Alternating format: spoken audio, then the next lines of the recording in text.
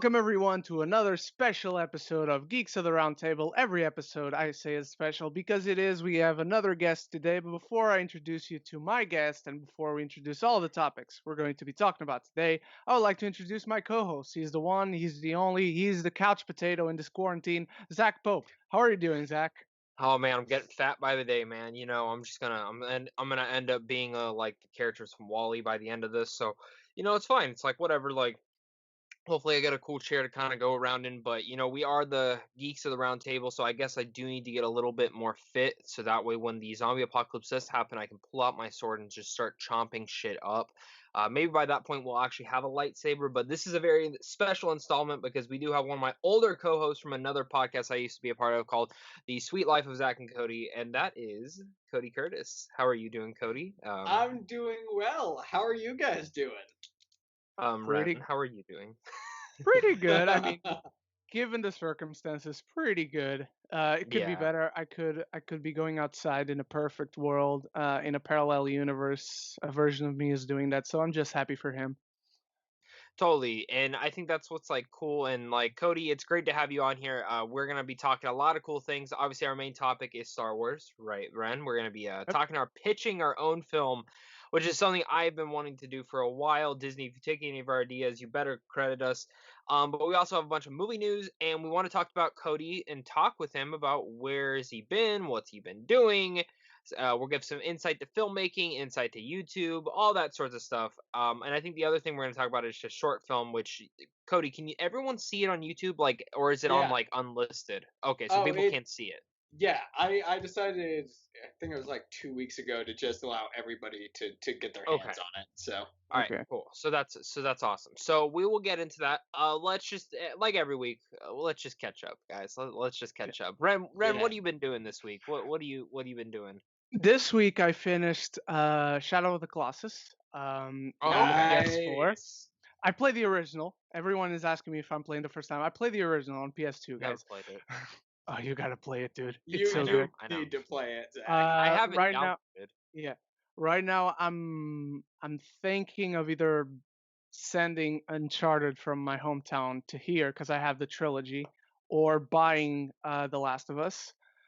So that's the debate I'm having right now. Get The Last of Us. Okay. Or better Uh, yet, do both. I mean, Yeah, one thing at a time, guys. One thing at a time. yeah. Uh, So I'd say do The Last of Us first, and Yeah. then go to Uncharted, because Okay. there's 4 games in Uncharted, where Last of Us is only 1 game. Plus, I will say though, you have to play the add-on for Last of Us because it's like very key to the future. It's like one of those few add-ons that I'm like, yeah, you need to play it. All right, I'm going to search for an edition that already has that on it. It's whatever's on the PS4 has that edition for free. Okay, that's the So, one I'm there getting. you Okay. I Yes, also there you go. I ordered from Amazon the Art of Endgame, which I'll be putting over here. Ooh, I have the Infinity War one. I have the Infinity War 2 right here. Damn, I need the Endgame one Mike too. is blocking it. Hang on. It's all good. Ooh, that's such a sexy thing. Cody's like, I'm imagining it because Cody actually can't see us for some reason. Yeah. I You don't know ruined the why. fantasy, Zach. Hey, I'm just being honest with people. Technical And- difficulties. And I think that's really it. I watched Trolls 2 this week at the Me beginning. too. Apparently, we got it before the US did, so that's a small victory, I guess. Yeah. Sorry, I watched it last night. What did you think?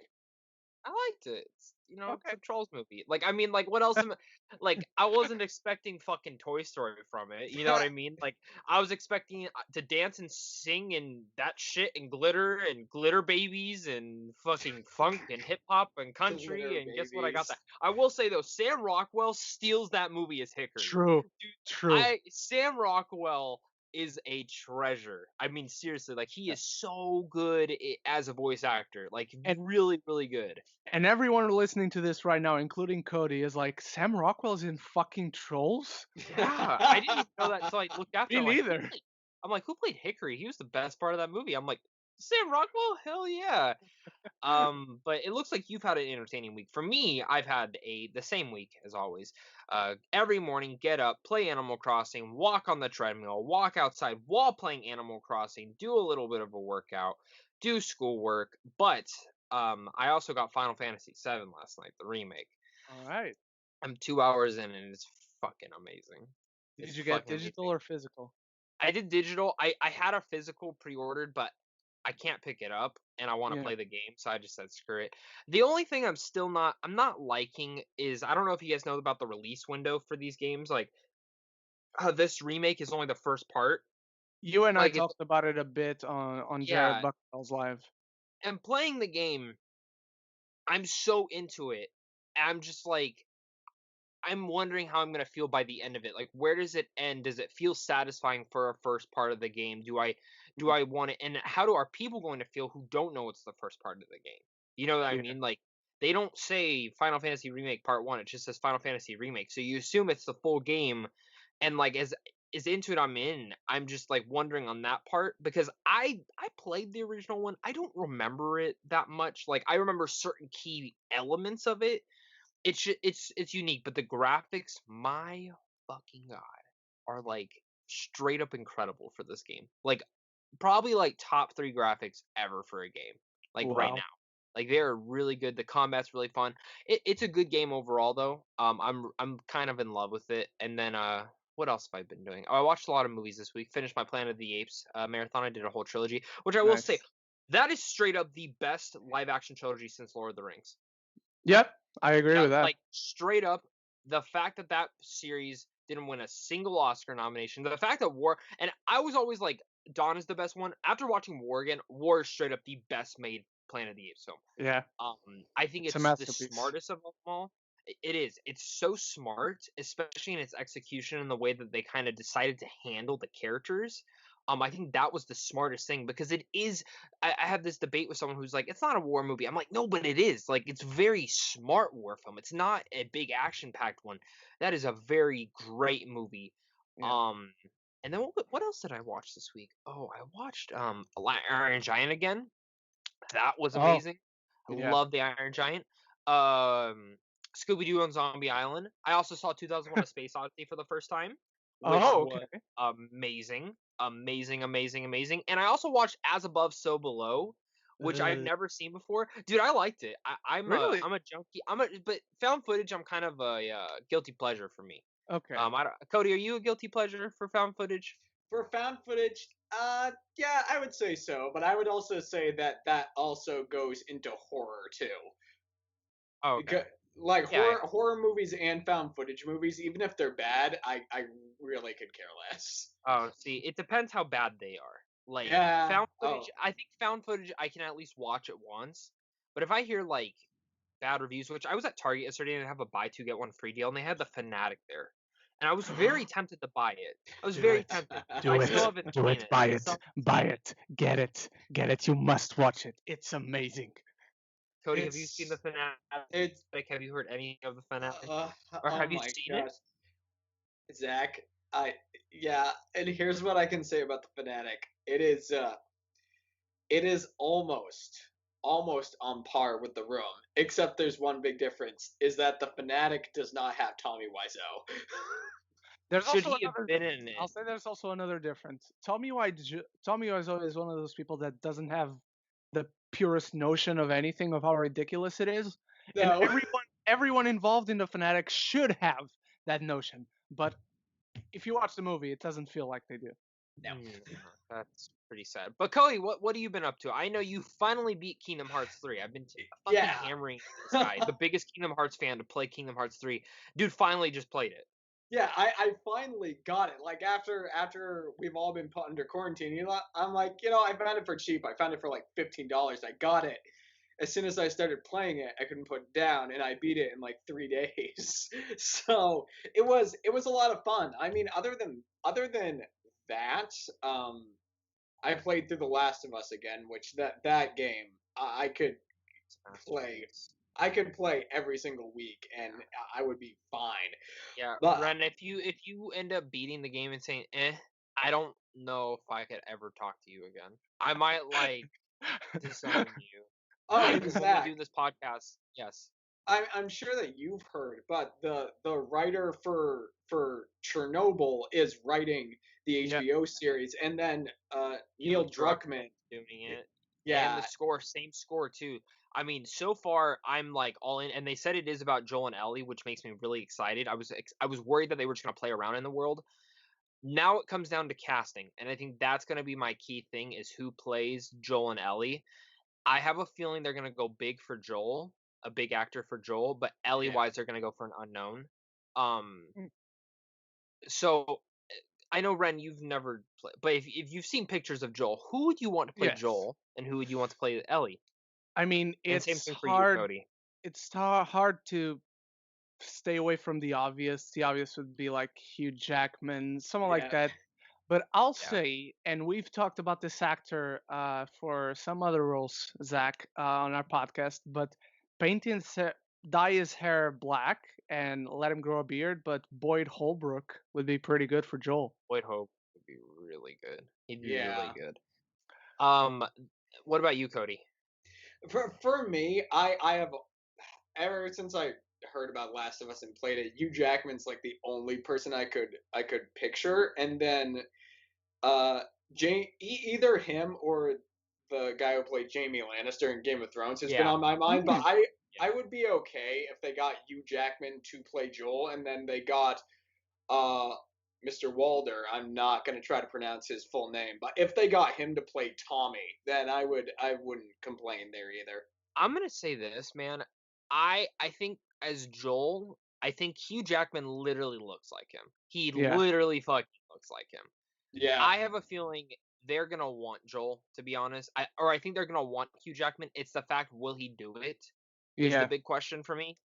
I don't think he would. So I think actually Jamie from Game of Thrones would actually have been my pick, to be honest. I think he would be Yeah. good. Gerard Butler would be a great pick as well, Ooh, but that's he's good. not. The thing is, though, I don't know there because this is gonna be like some Emmy type shit.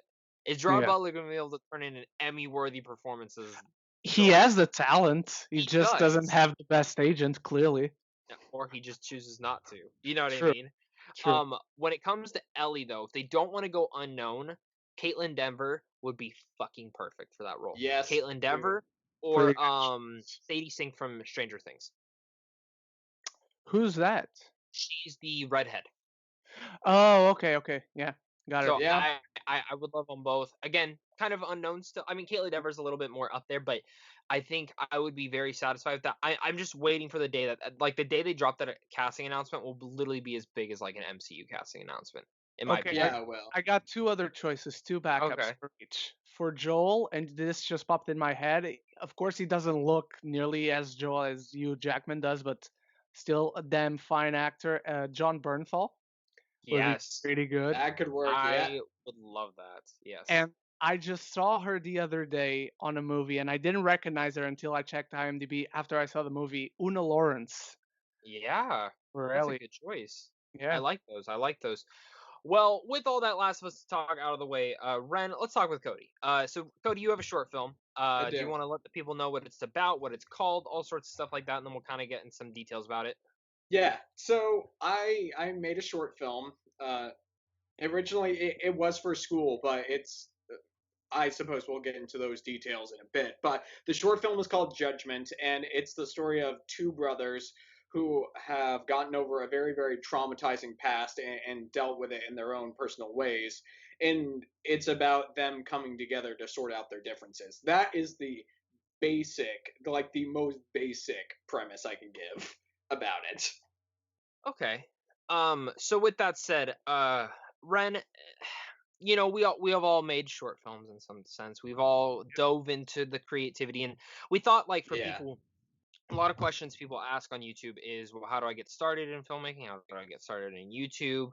All that sort of stuff. So we thought it would be fun to kind of take a more editorial look on it this week. I think that's Yeah. kind of like my mind frame for it. So, and we wanted to bring Cody in, one, because we love him, and two, because he has a short film we want people to go watch. So before we get any further, Cody, where can they find it at? That's the big thing. Where can they find it at? Yeah, you guys can easily access it on my YouTube channel. Just search my name, Cody Curtis. If you search Cody Curtis Judgment, it should pop up right away. Okay, cool. And if it doesn't, what should they do? If it does, if it doesn't, I would say go to Zach's channel because I believe my channel is connected to yours in some way on Yes, there. it is. Zach should have some link to my channel Yeah. go to one of his videos where I'm connected, click on that link, you should be able to find my channel. There you go. Pretty There you go. accessible. And the link will also be in the description Well, of there you this go. episode of the podcast if you're watching on YouTube. If you're listening on Spotify, There we go. go do all the other things we just said. Yes. So, I think, Ren, I know you also made a short film as well, which I don't think is out to the public, correct? No, because I'm still sending it to the festival circuit. It was my Okay. first like professional thing. I've done other short films before, but like fully professional, the thing that I'm actually most proud of in my life. That one I'm still sending I to love the festival poster. circuit. I love the poster you made. Thank you. Or who made it? Who made it? Who made It it? was Bruna, not me. Bruna I did had, it? Okay. I'm yeah. the idea man, but she's the practical one. Yeah, the poster is great for that. So I think when it comes down to like short films, I mean, like for me, like I've made like some junky fucking shit with my friends, but and like looking back, like I have this vision in my brain, and it does not come out that way at all. Yeah. Due to just friends, equipment, stuff like that. But they're still fun to make, and I think the one thing I will say is like when it comes, if you want to make a YouTube channel or if you want to do a short film, just fucking do it. Like at this point in time, you have the resources to make one. You could film one off your iPhone. That's just the truth. The iPhone camera phones are so much better than they would have been years ago. So I mean, look at Steven Soderbergh. What the dude's like the last 3 films he's made have all been on iPhones. Yep. Obviously with filtering and everything but you can tell it's made off an iPhone. But I can't stress enough that like if you want to make something, just make it. Start writing, start doing all that. I had someone message me a couple days ago about YouTube. He's like, I want to start a YouTube channel. What should I do? I said, I mean, start. Yeah, start. I mean, start. Like, if you know what you want to do, just start. Like, there's nothing else to it that you should do, but just start. That's how I did it. I just plopped my webcam down, did a review, fucking terrible. Did a couple more, still fucking terrible. Got better at it, still fucking terrible. And you just keep doing it till you're just okay. Until you're excited and happy with everything. And even then, you're still not going to be excited and happy about it. You know what I mean? Like, not there. When I watch a video, I still have grievances with like certain small things that people won't even realize. But like for me, I realize all the time. I'm sure the same has been for both of you. You guys watch something and that. And you know what? You want to know the most embarrassing thing? One time I was so tired editing something, I left a burp in. I burped in the video, and I sent it to a studio rep, and she goes, "You should edit this out before I send it to the studio." And I said, "What the fuck are you talking about?" So I went and found it. I'm like, "How stupid am I? How stupid am I to have left?" And it was like up for like 4 days before they replied back to me. They had gotten the link. So for 4 days, this video was going around with a burp in it. And I had to edit it out on the YouTube editing, which fucking sucks. Let me tell you, that fucking thing sucks. Because I didn't want to download it again because I already deleted it off my phone and deleted it off everything that I needed it to be. So I was just whatever, fuck it, stupid. But yeah, that happened to me. So I just say start. What about you, Cody? When it comes to like, what are some tips you learned from making your short film? What were some things that you learned off it? Because I really loved your short film. I loved what like you were able to kind of infuse into there. It felt very personal, I think. Yeah. And I know the script you wrote now, I got to check out, feels personal as well. I think that's kind of where the best stuff comes out in us, is when it is personal. Yeah, I'm with you there. I mean, I have a feeling with any kind of, personally for me, the best screenplays are always, or the best scripts, the best films are always the ones that do come from a very, very personal place. You listen to any number of screenwriters or any number of directors, most of the time when they make a film, it is very, very personal to them. I mean, even John Krasinski, when he wrote and made A Quiet Place, he was making it just to be a family drama. He wasn't meaning it to be a horror film, and that was coming from a very deep and personal place for him. But as far as tips, other than just getting started, I would say don't rush things, and also just trust the process. I know for my next project, it's taking a bit shorter amount of time, but Judgment as a film was a 7-year process that I started back when I was in high school. Originally, it wasn't going to be a short film, it was going to be a stage play. And then as time went on, I kind of took a little bit of a break from it because it didn't feel right. It didn't feel exactly where it should be. And then once I got into college, I started working into it again, learned about screenwriting, learned about formatting, learned about all that stuff. And then it finally came into what would become the short film that is on my channel right now. So in terms of just take your time, trust the process, but also don't procrastinate anything that you're doing. Totally. Ren, what about you? Well, one of the tips I have is never start your writing your story without knowing how you're gonna end. Yeah. Um, Oh yeah. never start writing or even really thinking about anything before you know what your story is about. And I don't mean like the plot. Plot is fairly easy to figure out, and it doesn't really matter for the quality. I mean, story really. Think about Romeo and Juliet. Romeo and Juliet is a story about it's a story about Two lovers. consolidation. And No, you it's get a story naked. about consolidation that the two families come back together after they witnessed the tragedy that their war made happen. So you should be able to summarize your story in 1 to 2 words, basically. So know where you're going to end up, know what your story is about, and also trust your team because it's Yeah. really easy to fall into, okay, I'm the director, this is my vision. Trust your team because they're as much artists as you are. Yeah, I mean, and that's kind of the best thing about it. I mean, so for me, like I usually my short film that I did, and Cody's met one of my crew members, Corey, who's like one of my closest friends. He's an excellent cameraman. Like he will find the shots. And I loved it because I would want it a different way, and then he would be like, "Well, let's try it this way." So we'd try it both ways. And I'd be like, "Yeah, you're fucking right. We got it. Let's do it that way." Because he could get my vision down. Like I could tell him what I wanted, and it would be that same way. And I love that because it is right. Trust your crew members. But I think the one thing you did say with that was know your fucking ending. I Yeah. have, and I told Cody this, I have thousands of ideas that I could adapt into a book, a TV series, a movie. There's one in particular that I literally like. Most of my ideas come from dreams, and they're fucking scary ass dreams. Let me tell you, like I do not like them. But I have one in particular that I love so much, and I started writing, but I have no idea how it ends. I have zero idea because I woke up before the dream ended. So I have Oh my no god. idea. I have no idea how it was supposed to end, and I have like 3 different endings I would love to put into it. But it's like to start writing it, I can write the first chapter, but everything else onto that, I need to know the ending to how to set up Yeah. the ending because there's literally 3 very different endings, and it just depends on what kind of story do I want to make it like a horror thing? Do I want to make it a mysterious thriller, or do I just want to go with the mystery type Hmm. aspect or the sci-fi type aspect? So it's fun in that part. And I think you guys both just gave like really, really, really good things that could kind of go on to people. So let's talk YouTube now. Cody, you used to do YouTube reviews. Yeah. Do you miss doing them at all?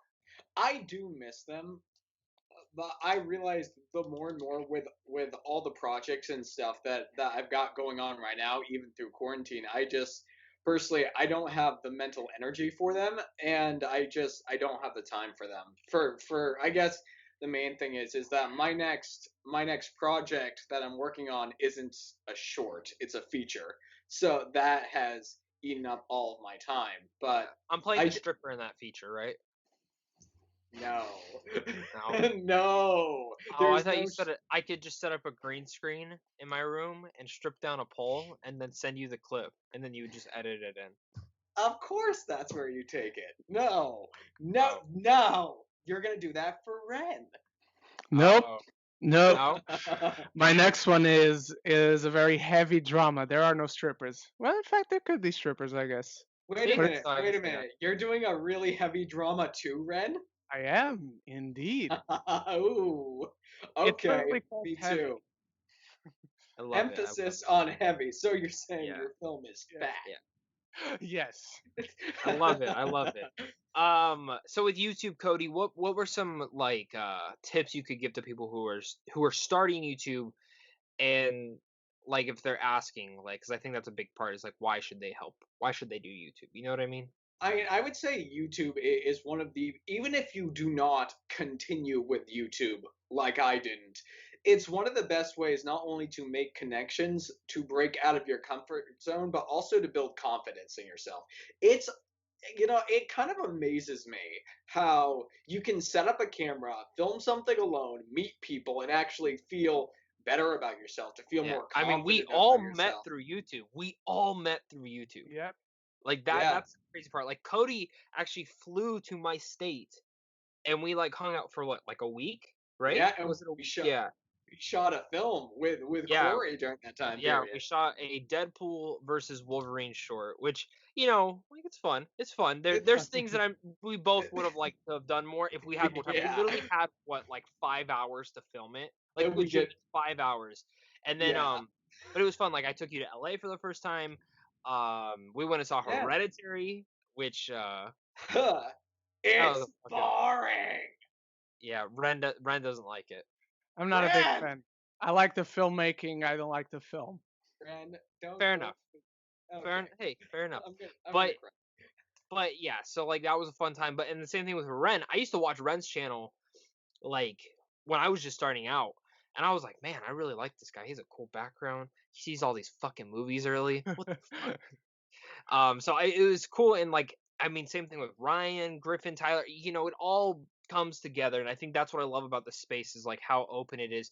And the one thing I've always seen is like people are always trying to like they'll try and become friends with like people who aren't starting out. I always say try and become friends with other people who are in your same range right as you start. If you see another person with like the same amount of subs as you, start talking to them. You never, you know what I mean? Like Mhm. because that was the one thing I wish I would have done was actually form relationships a little bit faster. Then I think I was like a year and a half in. I wasn't even replying to people. And then I finally said, "All right, I need to take this a little bit more serious and start making relationships on here because it looks like everyone else fucking is." Uh, and I think that's a big thing I can say about that is like really become friends with other people who are also in your same range. Because you can message a Chris Stuckman, but like he's not, you know what I mean? Nope. Like he's busy. He's busy, and I've seen that. And like I've had people message me, and like I don't reply back. Like my Instagram is my personal account. Just saying, Yeah. like you Same. can follow me. You can follow me, but like I'm not like I don't reply. I'm not gonna reply to you. And if I do, I'm short because I don't like talking over. I don't even like texting really. But you know, it's whatever on that. Ren, what about you? What kind of tips would you give for YouTube? It's same as you basically. It's turn your camera, find your passion, find what you're passionate about, what you want to talk about with people. Um, Start creating those friendships, those connections. Have people over on your channel. Push without pushing too much to have yourself on their channels. And don't be afraid to speak your mind, because the thing I learned is that your opinion is the one thing nobody can take away from you. Yeah. And Yeah. I think a lot of that goes also too because like if you see something and you like so say you see I don't know, say you saw Avengers Endgame and you fucking hated it. You hated it. Don't start a YouTube channel to say that, though. Well, I was gonna say you should because there's a different opinion and I know, someone I'm out kidding. there Yeah. yeah, but someone out there does have the same opinion as you. And I think if you can actually make good points to why you didn't like it, then I think other people well unless it's Star Wars, just don't even fucking talk about Star Wars. That's just Yeah. every week I do Clone Wars and I just want to shoot myself in the foot. Like every fucking week. I don't even know why I I'm read the kind of comments. glad I got not many views on my Clone Wars reviews now that you say that. I'm gonna start telling people to go and watch yours. You fucking think I'm joking. I'm literally gonna do it next week. I'm literally gonna fucking do it next week. I always watch them, so you know I'm gonna be watching. I'm literally now if I remember that because I fucking forget everything so fast. I can't even remember Well, someone's we'll be birthday. talking on Wednesday, so you'll probably remember. That's true. That's true. That's true. But so and that's the thing about YouTube. Just start. And I think the other thing I want to throw out there is on YouTube when you start, don't expect that you're gonna make money or become a millionaire or shit like that. No. Do it for fun. Do it Yeah, for fun. exactly. Like the amount of money I've made on YouTube is enough to I don't know buy equipment maybe. You know what I mean? Like it's not enough to sustain or anything of that nature. So never think that you're gonna like. I mean, you can. I mean, look at Sean, look at 3C. They've made a career out of it, but just never. Especially right now. Like if I was full time, I would have to go back to work. like Yeah. right now.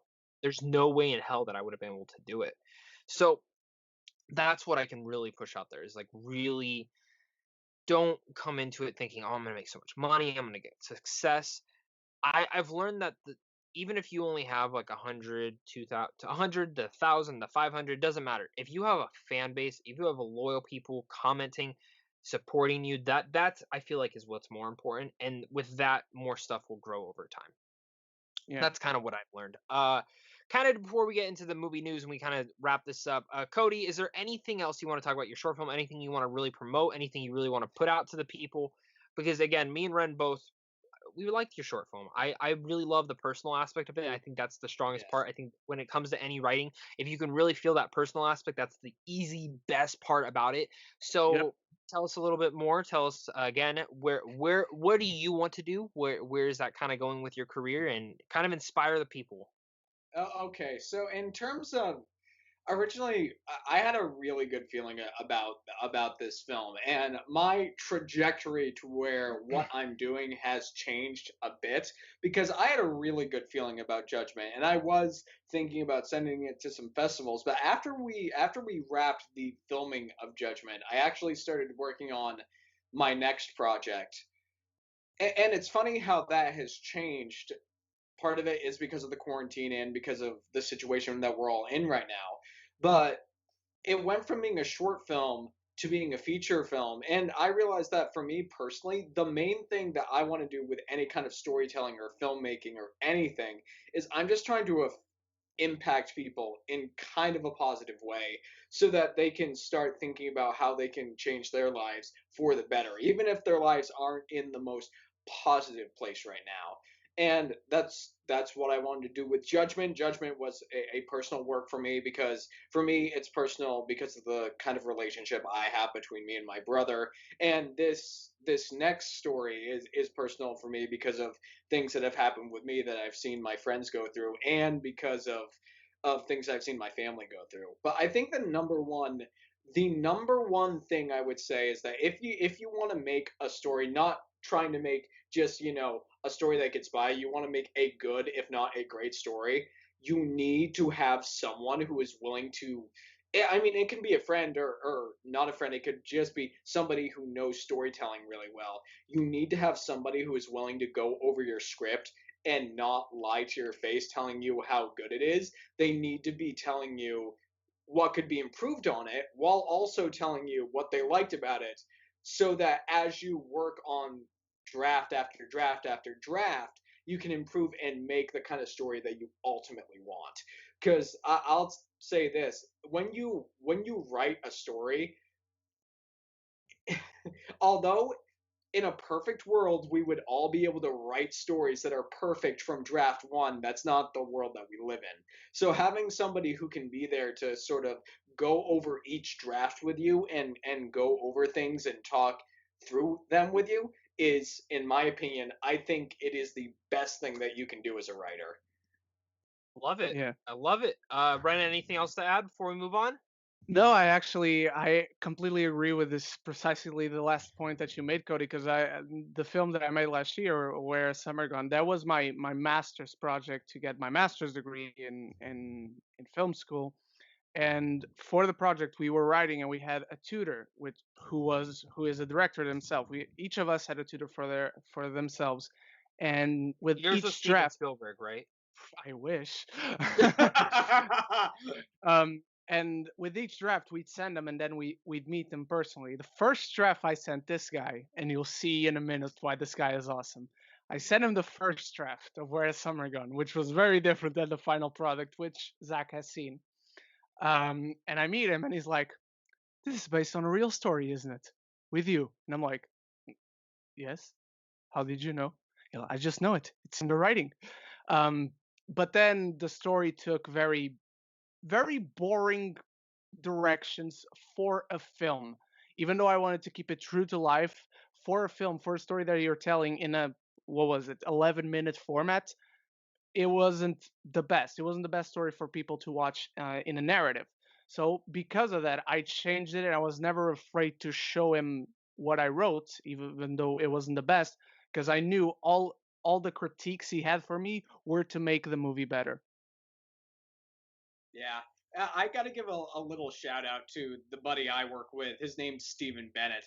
This guy, I don't know how, but he's only like 21, and his understanding of not only filmmaking but storytelling and story structure and how to get something so the audience and the reader of the script has their attention locked for the entire time, it's insane. It, and Sounds insane.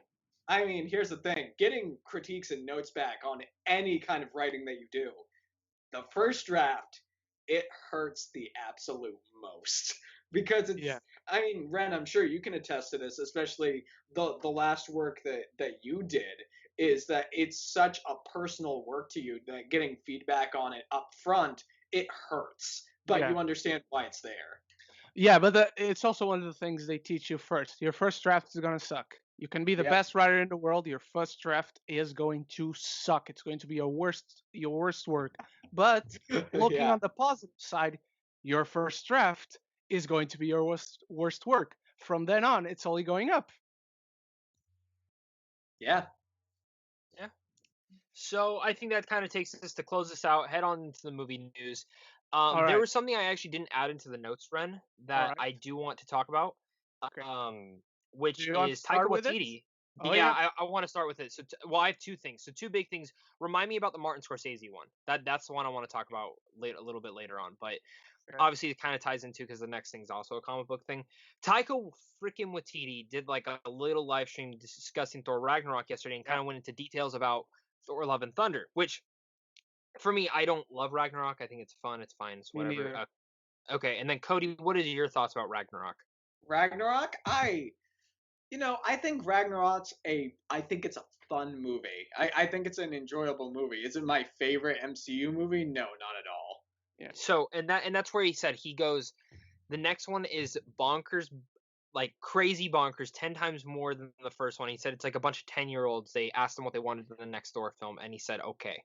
And he also put that Silver Surfer will not be in the film because there were reports on that. I Okay. knew that was gonna be a thing. He is unsure if Beta Ray Bill will ever show up in any of his Thor films, which makes me really fucking sad.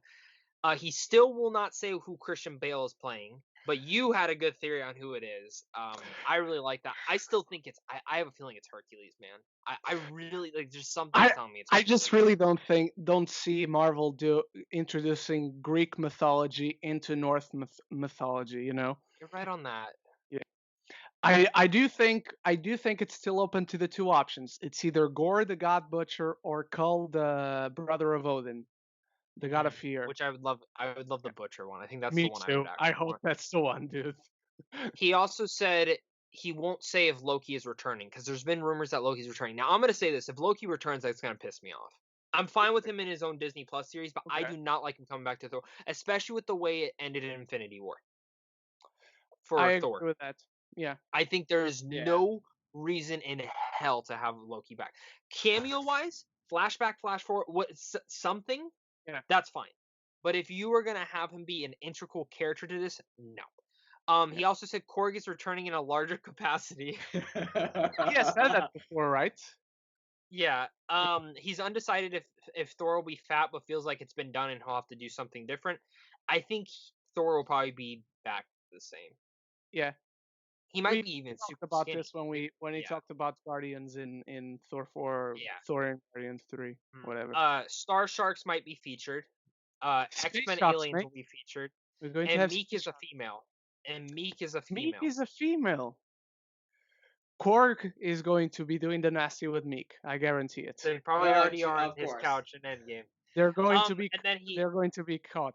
Yeah, doing and then he it. also threw out that Tessa Thompson will have a major part, as well as Natalie Portman. But there's things coming out that he's not doing the cancer storyline, which I absolutely hate. I still really hate that they're doing that storyline. I know. I think you mentioned a different storyline, which you think they're gonna go with, which I don't mind. But I don't like this cancer one. I love the cancer one. I think if you're gonna bring Natalie Portman back, that's the reason to do it. I think they're going to mix. I think they're going to take the mythos and the lore of Jane becoming Thor through that cancer storyline, but they're going to do the God Butcher storyline, which in the comics it's basically 3 timelines or 3 Thors from different timelines, past, present, and future, with an old Thor with just one eye, 3 daughters, etc. But instead of doing that past, present, and future, they're going to do Thor, they're going to do Natalie Portman, Jane Thor, and they're going to And do Valkyrie. someone else Thor. I think Yeah. well, it could make Valkyrie because she is now Yeah. Queen. Yeah. So they could bring that in there and mix that up a bit, and then I'm very interested in this movie. I'm very, very interested because he didn't really like have all.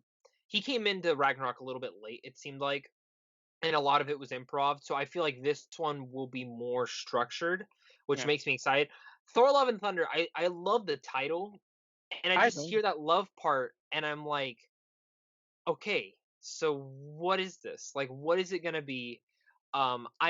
This is the movie I'm literally the most curious about when it comes to the Phase 4, to be completely honest, because it's not like like, if you had to choose from all other Phase 4s, this might be my least interested, to be completely honest with you. Out of Yeah. all the Phase 4 movies, I think I really think this is my least interested one, but I'm curious to see Yeah. what he will do with it because I love Jojo Rabbit. I fucking love Same, Jojo dude. Yeah. I have Jojo to Rabbit. agree with you. It's definitely not the one I'm most excited about. I don't know if it's the one I'm least excited about either, but that's another conversation. But it's definitely the one I'm most curious because I have no idea what it is. I have no idea why they chose that title. I Mhm. don't like the title, but I have to say I've been more bitter on it than I am at the moment. See, you know what's funny though? When they announced it at Comic Con in that room, dude, when they all walked out, I fucking flipped. I was like, I love that title. I don't love Ragnarok, but I love Taika coming back. I love that he's gonna Yes. be attempting it. I love and then when Natalie Portman came out, almost near shit my pants because I was like, never gonna happen in a million years. If fucking happen in a million years. And I think the reason she did come back, even though she's like openly talked shit about the Yeah. MCU, I think it's because of Taika. I Oh, really think it's because of one Taika. And thousand I think percent. this was Yeah. 100% Taika's choice to bring her back. I think it was Yeah. 100% Taika's choice. Well, I think he went to Kevin Feige and said, "Listen, I want to bring Natalie Portman back, mate. Can I do that?" And Kevin Feige said yes. Yeah. And I'm sure it was a discussion too. Yeah, Because I'm for sure, like, sure. will she do it? Yeah, So I think, and that's a big thing because I think I'm most curious about this one because this is the next big MCU character in our original 4 lineup that is getting a movie that goes past their original trilogy, which was not the best trilogy. Let's just all be honest. The Thor trilogy is literally the weakest trilogy out of all the movies. well, another Yeah. conversation for another day. Brad. I will fucking argue with you every day. Those 3 movies are bottom tier movies. I would rather watch Iron Man 2 4 more times before watching any of the Thors. Oh my god. Oh, and let's not mention Thor 2 is the worst MCU movie. Second worst. The worst, Ren. Come Second on. worst. Iron Man 2 is much worse. Dude, no, I it's can not. talk with you all day about the sins of the Can I second say this? movie. Can I It say has this? yeah. Thor 2 is the most boring out of all of them. It's so fucking bland. But as a made film, I would go as far as to say yes, it is a better made film than Iron Man 2. And I'll say that Thor 2 is at least worried about its own story. We can nitpick that story, and I will be right there with you. But Thor 2 is worried about its own story rather than Iron Man 2, which is worried about setting up future movies. Totally. Absolutely. So I wanted to bring that up before we get into our next thing, which is Let Ezra me Miller. introduce this Yeah, one. Let please, me. please talk it up. Oh boy. Ezra Miller just fucked up Warner Brothers in the ass twice over. Because listen, guys, number one, everyone's been talking about this. What's going to happen with the Flash? What's going to happen with the Flash? Doesn't matter. That's not even the worst part. The worst Yep. part when it comes to movies is what the fuck is going to happen with Fantastic Beasts? Because Yep. he is integral to the plot. Those movies have already happened. He's already in them. Sure, you can still recast, but it is a fucking problem. The Flash hasn't happened yet. Just recast. No one will give a shit. Not many people like him as the Flash anyway. I do, but not many people do. Number 3, and this is a bit personal. What the fuck are you doing outside in a bar in Iceland on April 1st? Go to isolation, you motherfucker. Yes. Okay, Yeah, so well said. talking about this, yeah, let's talk about this. So one, you're a fucking loser. I don't care what. what she provoked you to do, you don't choke her. And now No. here's the thing. Here's the straight up stuff though. When it came out, I watched that video and I said, it looks a little fake. Yeah. It looked a little fake. Yeah, it did. But now when Variety and stuff starts coming out saying, no, this is a real thing. Okay. So now we come into this play. Now there's stuff coming out that he's not even under investigation at all. So there's still, I mean, we were not there. We were not No. there. We don't know everything. So as an actor, Ezra Miller is a really good actor. Perks of Being a Wallflower is still his best performance to date. I dig him as the Flash. I don't hate him as the Flash. I dig him. I just don't think that movie was well done. So I don't judge anything in that movie because that movie's just a mess. It's kind of a guilty pleasure for me. I like seeing all the Justice League members together. There are bright spots because of the performances. That is 100% the truth still in that movie. And I think I was excited to see him as Flashpoint. And I know you may discuss this. I'm not worried about the Flash movie at all. Because him being recasted actually probably would help Warner Brothers. Because then I want Andrew Garfield, man. I want fucking Andrew Garfield. Andrew Garfield comes in. Someone as the Flash comes in. Flashpoint Paradox. Do it. You could actually focus more on the Flash's story and bring Wonder Woman and Aquaman into that world. Just say Shazam is already in your world with Batman and be done. You know what I mean? Done. Or you just don't say anything at all. I mean, that's also another thing. I think some people that's how I do it. That I mean, if they were to say they were to do a Justice League movie tomorrow and Robert Pattinson was Batman in there, I would be like, okay. Me neither. Remember when they recast Rhodey with Don Cheadle? Yeah. First line out of his mouth, hey, it's me. I'm here. Get over it. Done. That's how you recast someone. And that's how you do it. I mean, it gets a little bit tougher when it is a Robert Downey Jr., a Chris Evans, you know. I mean, even I would even go as far to say Margot Robbie is Harley Quinn. I think she's like, you can say whatever you want about her movies, but I think she's the embodiment of Harley Quinn. She's perfect. I agree with you, 1,000%. So Ezra Miller, you fucked up, dude. You fucking idiot. You stupid fucking idiot. And the fact that no one, not Warner Brothers, not Ezra Miller, no one has come out and say something about it is insane. And to me, that just makes me feel like they're just kind of, we're going to sweep it under the rug. We're going to make the movies. No, you're not. People aren't going to let you. No, well, Fantastic Beasts, that's a big thing. I know JK was behind Johnny Depp, and I think, obviously, there's a lot of stuff in that Johnny Depp case, and I don't think any of them they were both the villains, they were both the heroes, whatever you want to say about it. Yeah. I'm more on his side, to be completely honest, as more stuff keeps coming out. That's just personally for me, and I think JK knew that, and I think that's why he wasn't kicked off the project. Because I think originally I think if it would have came out that he really was, and it like that was the straight up facts that he had done all that, I think JK would have been like, let's kick you out. You know what I mean? Yeah. I think Ezra, he gets kicked out, especially since the movie has not started filming yet. I think so. Now, because I mean, they've already recast people before in Harry Potter. So who would you guys want to take that place? Like, do you guys have anyone in mind? I got one, and that's because he's kind of has the same energy as Ezra Miller specifically for this role. And I really like this actor. I haven't seen him in a while, so I'll say Dane DeHaan. That's the one that comes to mind. I like that one a lot. What about you, Cody? I know you really like Harry Potter. I do love Harry Potter. In terms of bringing somebody on board, Dane DeHaan would be good.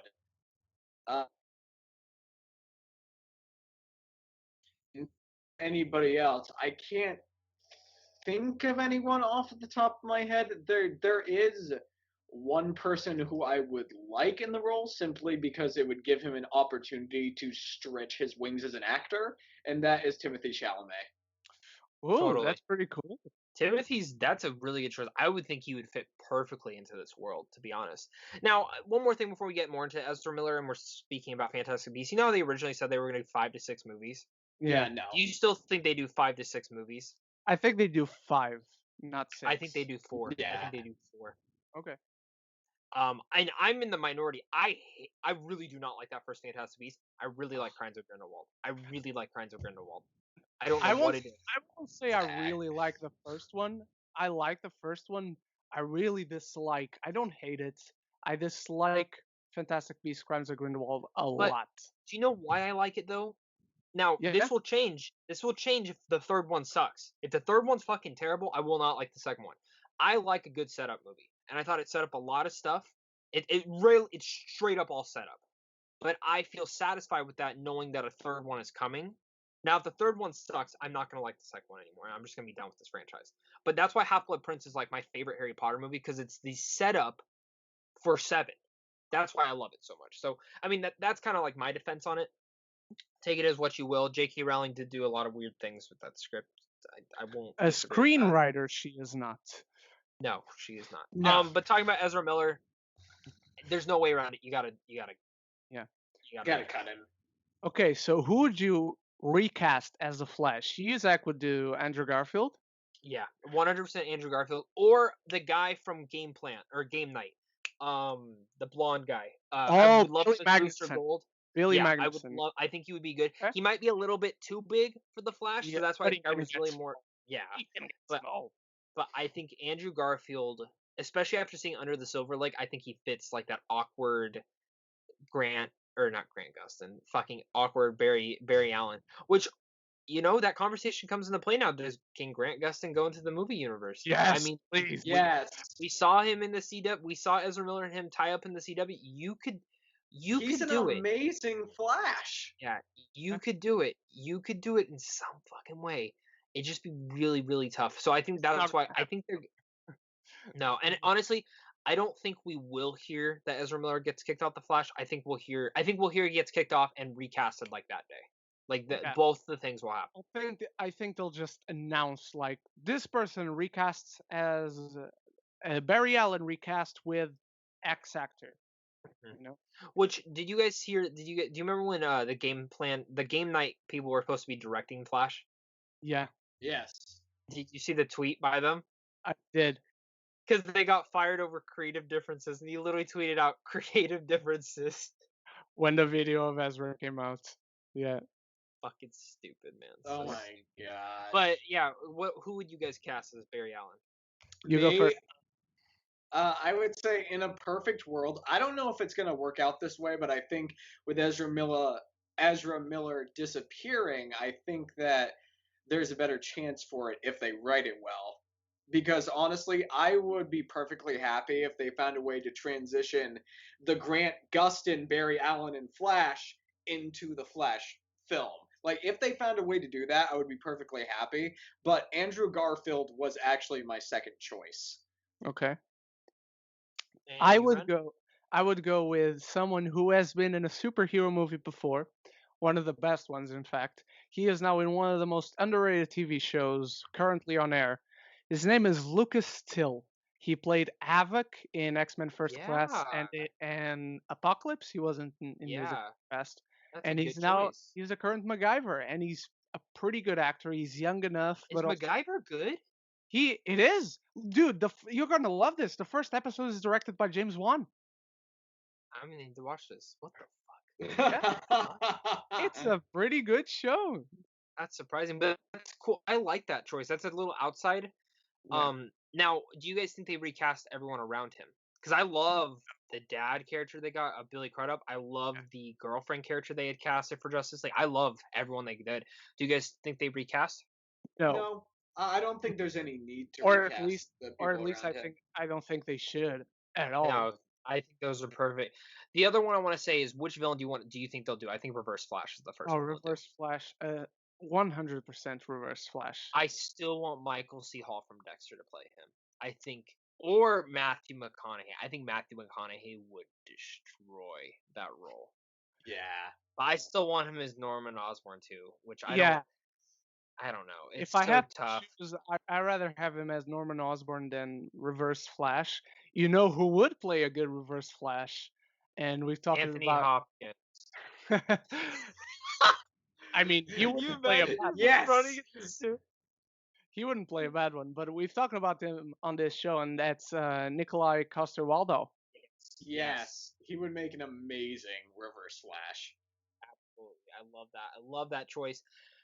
I think we should move on to the next one, though. Ezra Miller is a fucking loser, and that's all we can really say forward. By the way, let me just say this. I don't think he should be blacklisted from Hollywood forever.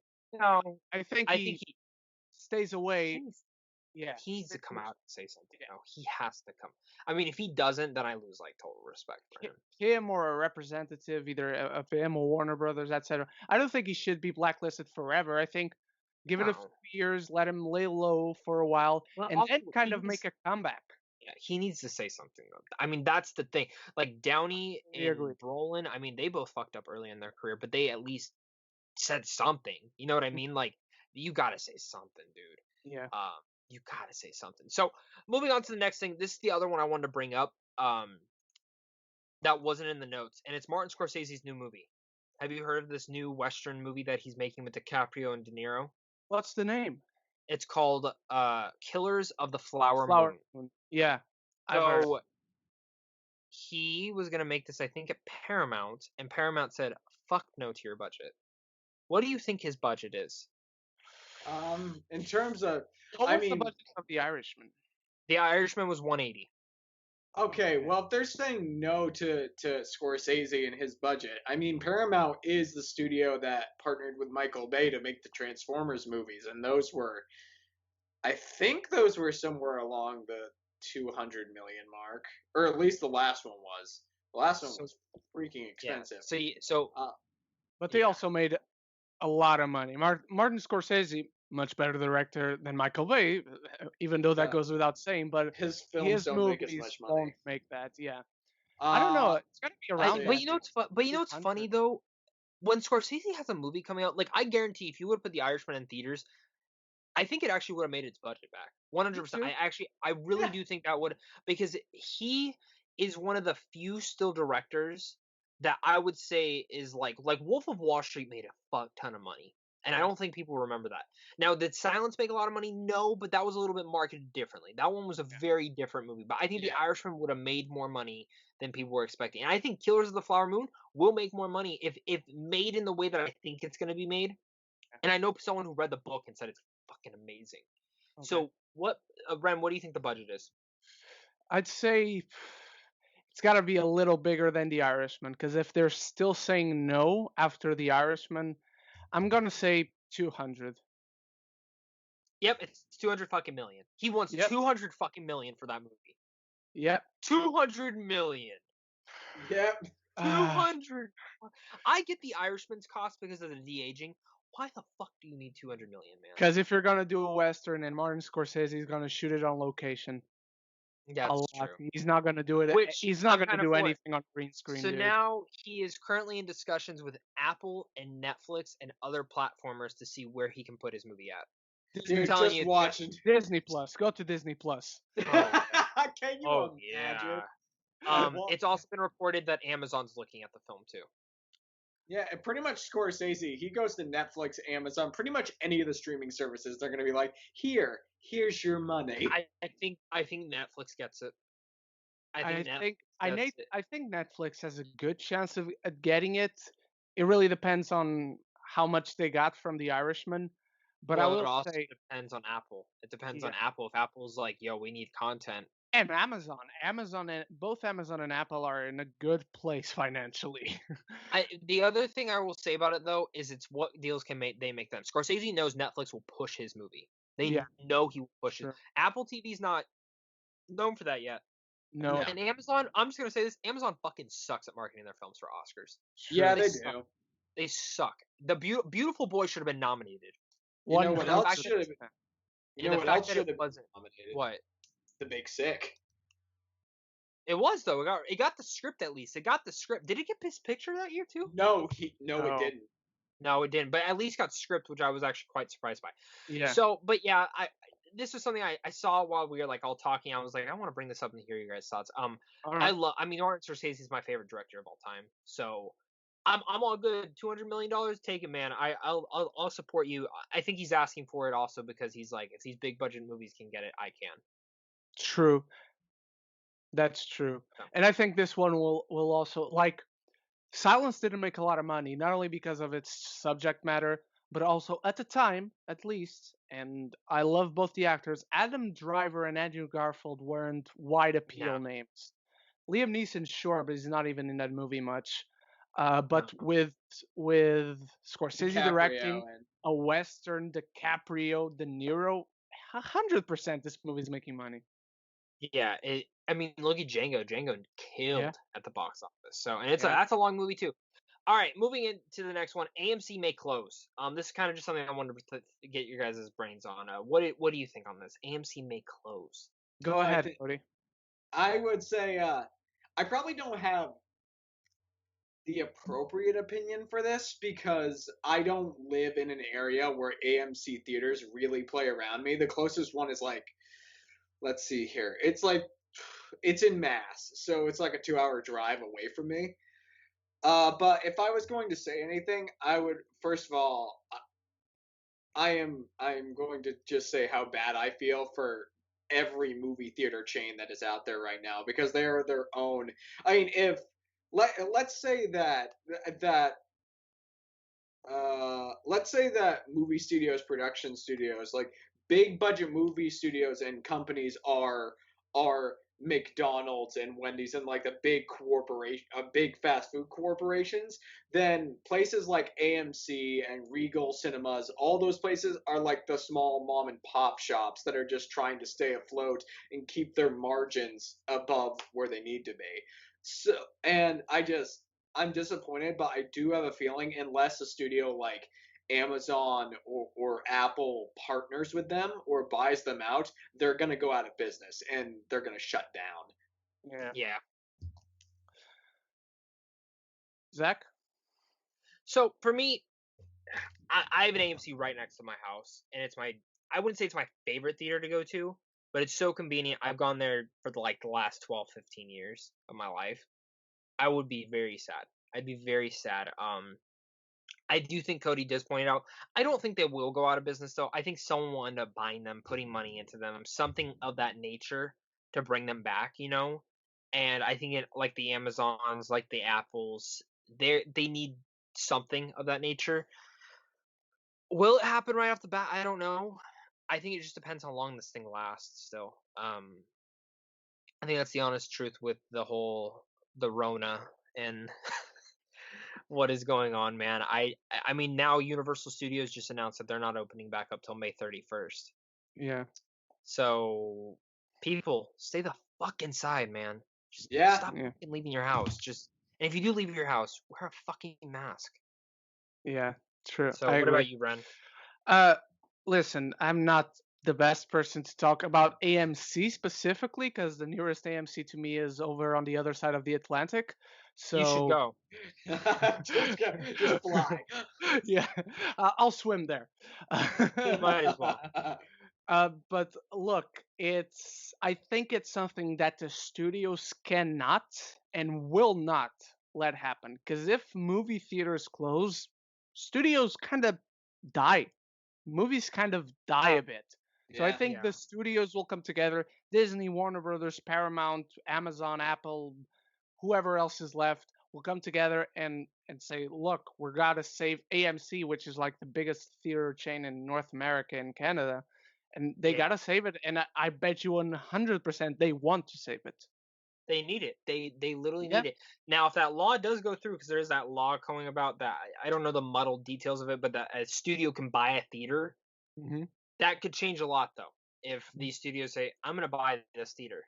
But I also think they don't want that, especially with AMC, because if they buy AMC, they will inherit the debt that AMC has at this point, and that's over $5 billion that they have in debt. There's only one studio that could probably go in, sweep in, buy it, and make sure it's okay. What studio is that?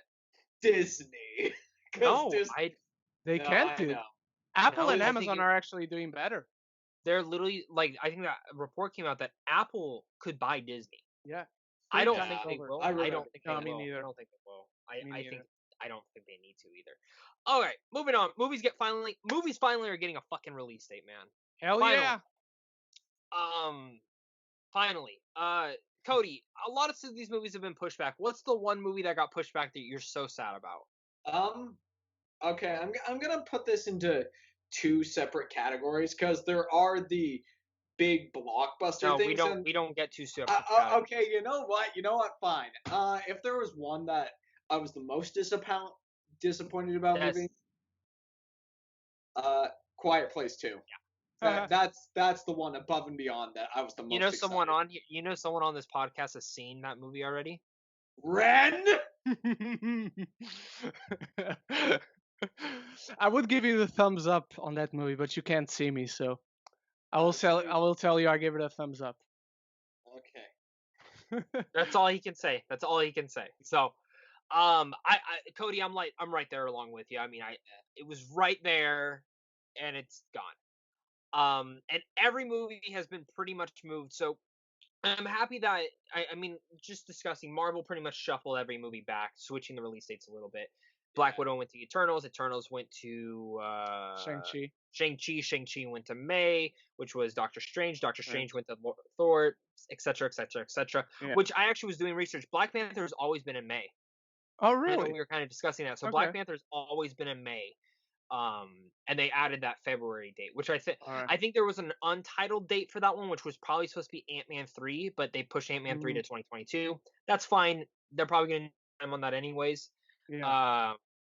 There's rumors that they were actually going to introduce the Fantastic Four in the original script for that, but that has now changed to the Young Avengers. I'm okay with that. I think Fantastic Four need to actually come out in their own film. Same.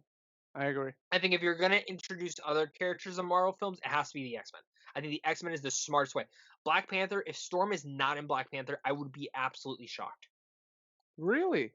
Okay. I'd be shocked. Because or Doctor Doom. I've actually said this too. Doctor Doom would actually be a fine character to introduce in his own separate kind of thing. I know we're getting off tangent. Whatever. Now I'm in a conversation about this. Again. We love the MCU. The other thing I was going to actually, I had a thought about was the storyline I want for Black Panther 2 is I want a love triangle between Storm and, is it Nakia? Is Nakia? Nakia, yeah. And I want them to kill Nakia at the end.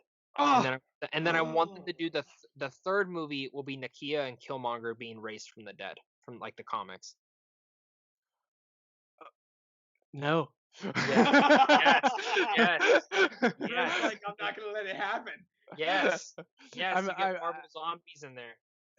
I hate Marvel zombies.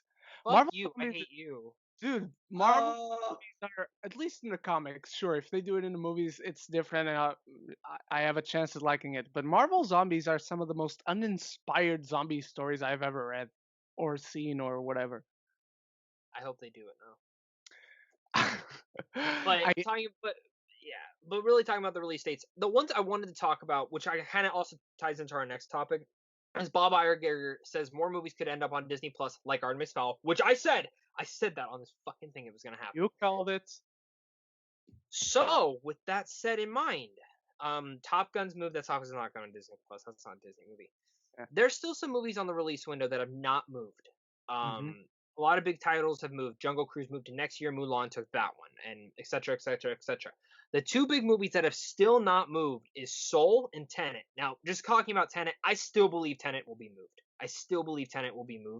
I hope not. And I've told you this. I hope not. I hope that's the first movie I get to see in theaters again. I really do.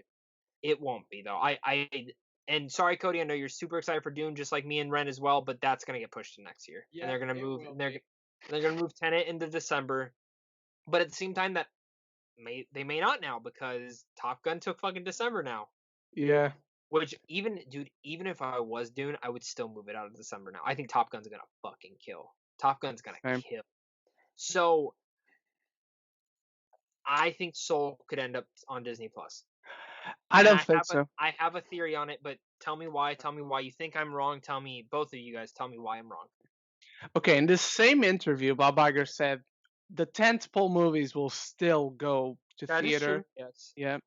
And the less known properties will they may end up on Disney Plus. They're not automatically going to. And Soul is a tentpole movie. Their Pixar properties are tentpole movies. I have a theory I have a top 3, let's say, as to which movies could end up on Disney Plus. Yeah. Now, before you say your theory, can I throw something out there? I found out why Fox movies are not going to Disney Plus and Hulu. Okay. There's a deal between HBO and Fox till 2020. I think till 2021 sometime, or even 2022, that they cannot put a movie. So, Woman in the Window, Antlers, New Mutants, guarantee all those would have gone to a Hulu or a Disney Plus. Well, I mean, Antlers would not have gone to Right. fucking Disney Plus, but I guarantee those Can you imagine? would have gone to a Hulu by now Mhm. if it wasn't for that deal. Okay. What do you think, Cody? Me, honestly, for Soul, it might be a tentpole movie, but I also think that there's a possibility it could be moved to Disney Plus. Because although it is a tentpole film, and Bob Iger has said we're not moving our tentpole films, it's also a property that literally nobody knows about right now. Yeah. True. So yes, so Ren, tell me your 3 picks real fast, and then I'll kind of get into why I think Soul could end up on Disney Plus. I'm not saying it will, but I think there's a small little smidge that it could. Okay. All right. I will tell you that I think. Oh, what's the name of?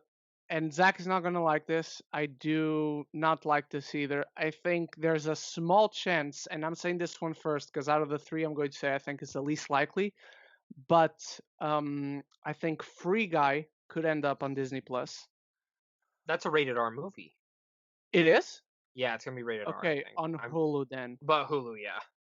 Fuck Okay, you. If I that think, happens, I'll be so sad. dude, I'll be sad with you. I don't want it to. I'm just Yeah, I saying. know it got moved to I December, think but there's a that's a chance. it got moved to December, but that's a date that I mean could easily Okay, change. I think The King's Man could end up on Hulu. That one would hurt me, but I could see that Same. happen.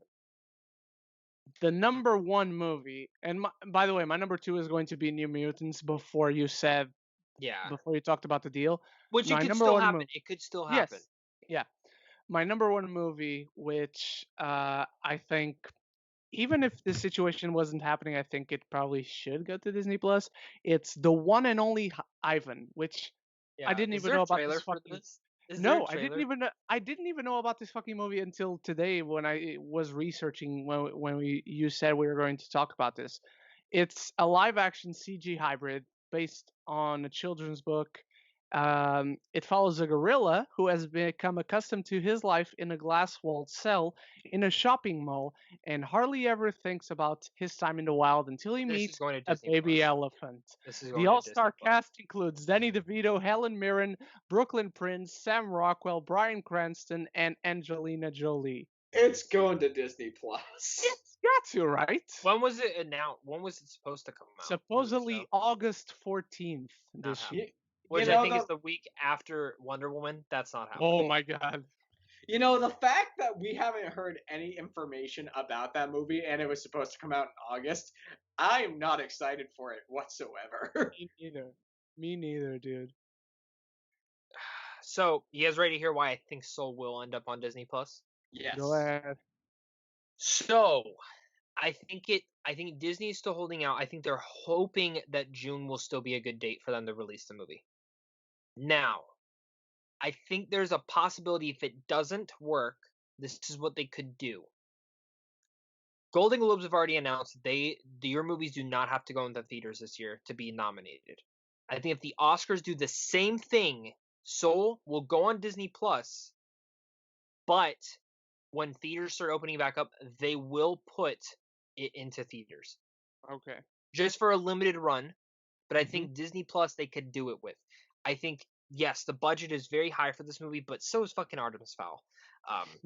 Yes, they would make a bigger return on Soul, and I know that this is a very small smidge thing, but I think this is the movie that they're looking at to win Best Animated Feature out of all the ones they have this year.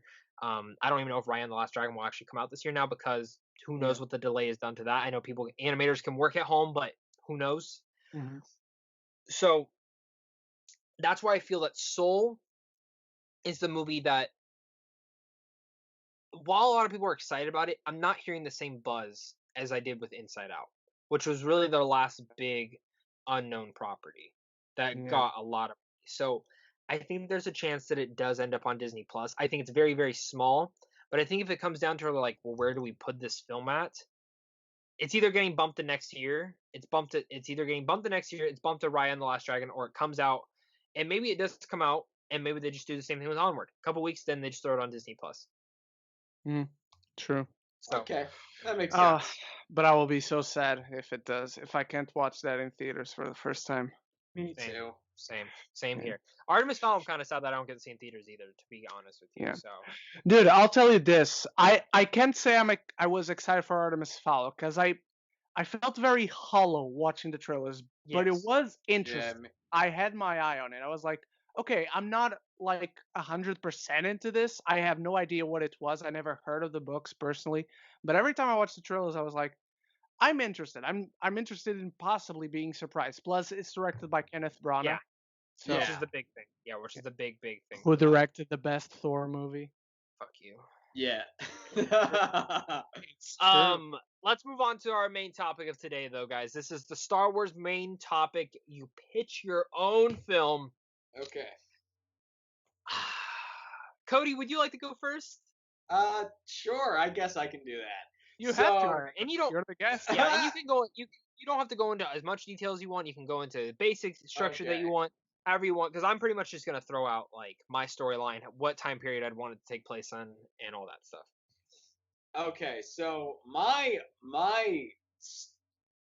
idea for a Star Wars film takes place thousands and thousands and thousands I already don't like it. Change it. millennia ago in the old Republic. Because here's the thing, I think the main story that I would want to tell is I would want to tell the actual rise of the Sith from a perfect society.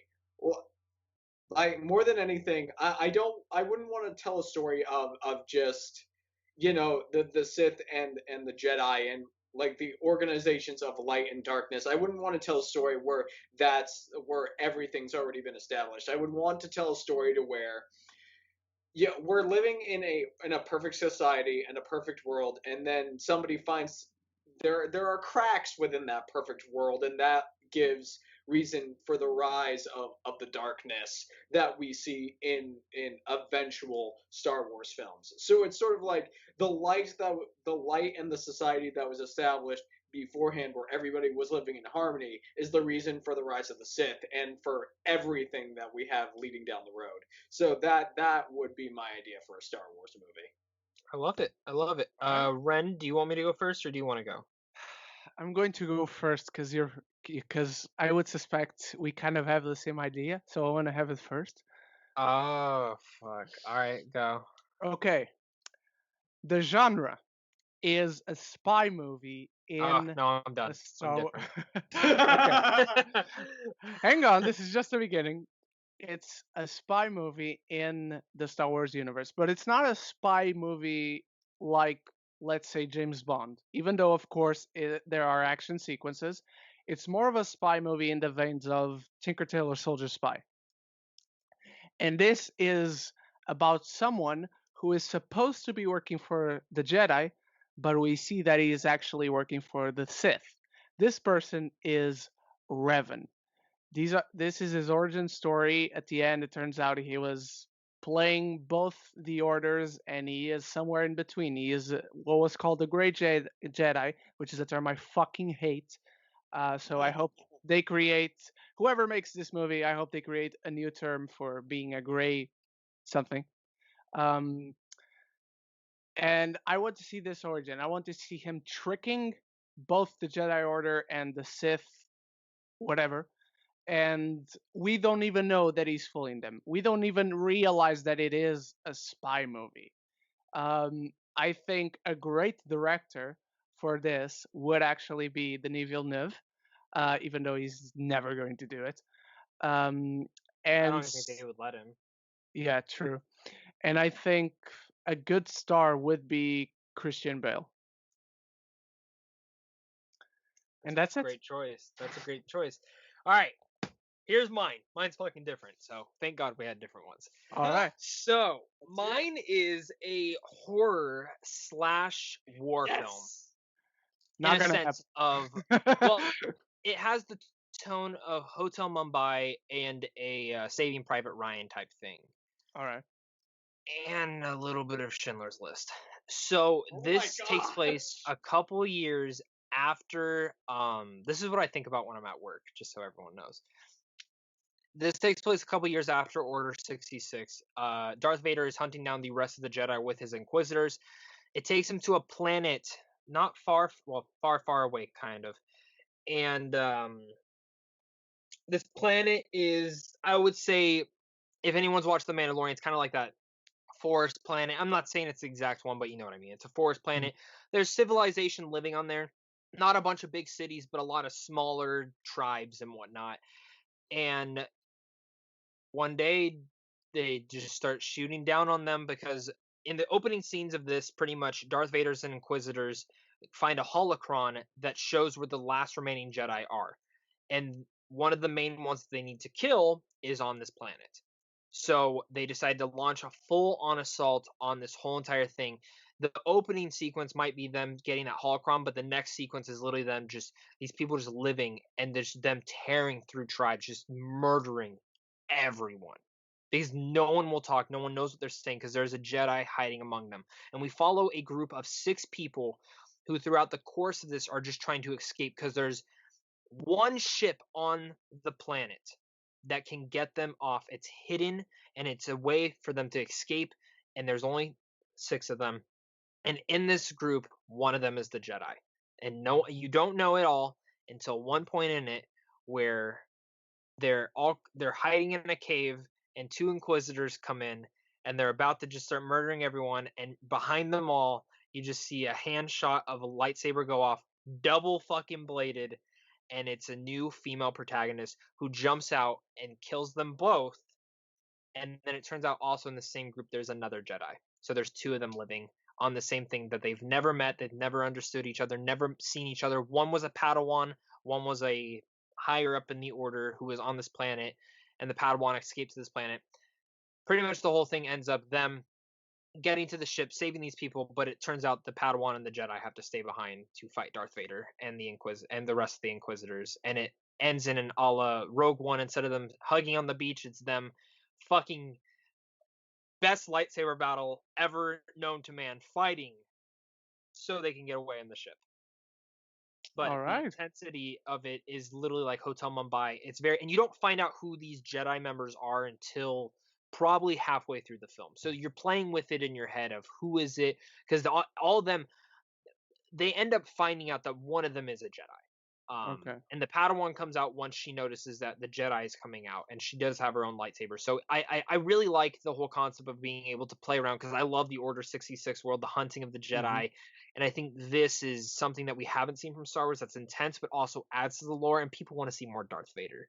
So like using him at a short capacity of stuff, and we get to see him in his full prime in this like movie. So yeah, that's my pitch for Star Wars.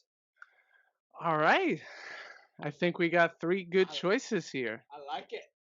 Thanks, man. Thanks. And if I had to have someone, so for the Jedi, I would want Tessa Thompson to play the Jedi. The Padawan, I would probably want to play a younger actor, maybe not Timmy Chalamet.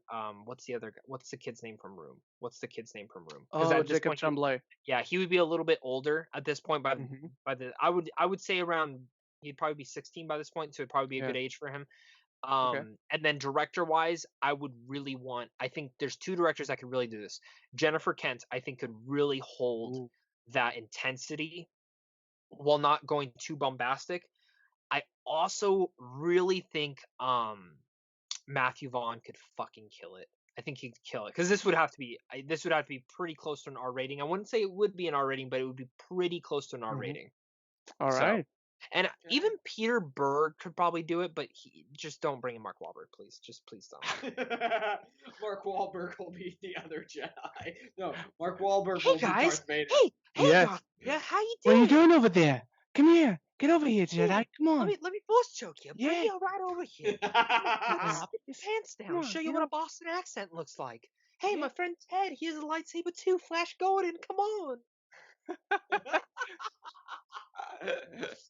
All right, I think we're hitting this. I think we reached the peak. We can't say anything more. We gotta end the episode right now, because Mark Wahlberg impressions are always the best way to go out. Yeah, I'll do them all for $30, guys. $30. But I think this is the best way that we could possibly do it, man. Yeah, and we it's great promise having to make, Cody in on here too. and we promise to make an entire episode of Mark Wahlberg impressions in the future. Yes, next week. Maybe. Until then, Cody, where can the people find you if they can find you at all? If you want to find me, you can always go to my YouTube channel named Cody Curtis, and you can also find me. Actually, you know what? No, on Broadway in a couple years. Yeah, in a couple of years. Yeah. Well, if you want to contact me, my YouTube channel is an option. If you want to contact me, I would say don't. Exactly. All right. And Zach, how about you? Same thing as always. Zach Pope, just look me up over there. Make sure, guys, to go over to our audio feeds and rate them. Please. Help us out. If you watch this at all, just a couple seconds. Download iTunes. Find us. Like it. Rate it. And I'm going to say this. If I have 3 digital codes right here. Wow. Let's see. Which ones do I have to give away? How about this? Should have started with that. Everyone has a. Everyone. I should have. So if you leave a rating on there, and you put at the bottom, Zach, I want a fucking digital code, I will give you a digital code. The first person to do it, though. All right. And the last person. Okay. So everyone, remember to type in the word fucking, otherwise it doesn't count. Zach, I want a fucking digital code. Not just Zach, I want a digital code. No, I want a fucking digital code, Zach. Order him to give it to you. And you can find me everywhere at Geekness, YouTube, Facebook, Twitter, Instagram, and on Spotify and iTunes on these episodes of Geeks on the Roundtable. We already got next week's episode planned. Zach will be pitching more movies, this time in the DC, not the DCU, just DC movies in general. And we got very cool special guests for that one. So everyone, thank you for watching. Cody, thank you for being here. And once more, congratulations on your movie, Judgment. And Zach, I'm not thanking you. Fuck you. I hate you. Hey, do we knight that Ezra Miller sucks? Yes. Or do we throw his ass in the dungeon? Yeah. We Oh my god. That is coming his way. We knight Cody himself. He is now a geek of the Roundtable as well. And we knight everyone who is possibly watching us. Thank you so much once more. So until the next time, love each other and love the movies.